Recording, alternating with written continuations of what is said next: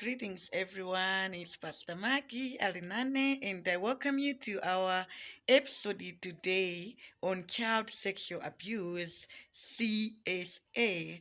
And in today's episode, we are going to talk about the process that the offenders use in trying to abuse the children. So today we are going to tackle one area which is usually grooming the child. So when we say grooming the child, in other words, we are trying to say that the offender tries to create ways on how to prepare the child for the abuse. So child abuse is usually planned. It's premeditated by the abuser. So the abuser tries to create conditions that will allow him to abuse the child while also keeping it as a secret. He tries as much as possible for him not to be traced. Be there to see the whole teaching. Welcome back. So, like I said, child sexual abuse is usually planned by the abusers. And most people that ever offended others have ever disclosed this when asked the question, how did it happen? How did you end up abusing your own child? How did you end up abusing your own niece? How did you end up abusing your own neighbor's child? How did you end up abusing your own blood or maybe your little sister, Because most of the times people think the people that are abused are people that are far. No, they're usually close. So, in setups where the child is living under the same roof with the abuser, this usually happens. And today, like I said, we are going to share with you some of the planned activities that such abusers do. But for children that are not under the same roof with the abuser still tries to create ways on how they can bring the child closer to them. And they do that in a way that will not bring an attraction of suspicion on them.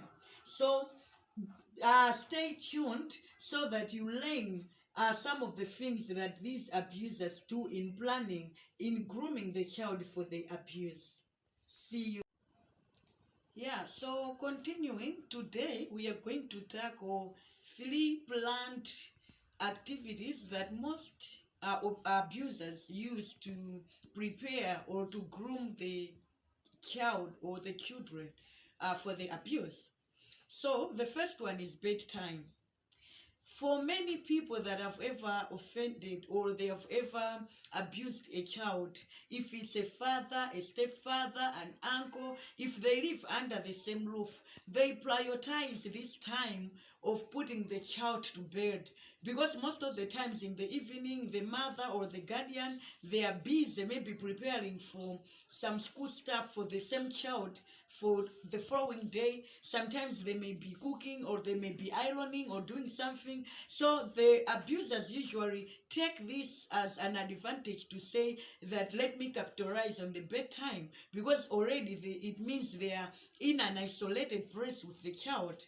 So that's one of the ways on how the abusers actually groom the child for the abuse, as maybe they are putting the child to bed. Sometimes they may touch the child in a wrong way. They may fondle the child in an unusual way, trying to prepare the child for the touching and all that, which is wrong, and I repeat, which is bad. If you are a stepfather, if you are a biological father, if you are an uncle, if you are a brother who has ever done this, it's not too late for you to repent. It's bad. So the second planned activity that most people take advantage of in grooming the child or preparing the child for the abuse is bath time. We have different setups here in Africa, even beyond Africa, Europe, and other countries, where a father is allowed to help even bath their own child, because by the end of the day anyways, the mother trusts that the father may not do anything with the child. So for most abusers, they plan it in that way that they take bathing the child as their favorite role in helping raise the child. So sometimes when you feel like it is suspicious that the father is not being involved in other activities, but only that which you isolate him to have an alone time with the child, especially even the bathroom, just know that there is something.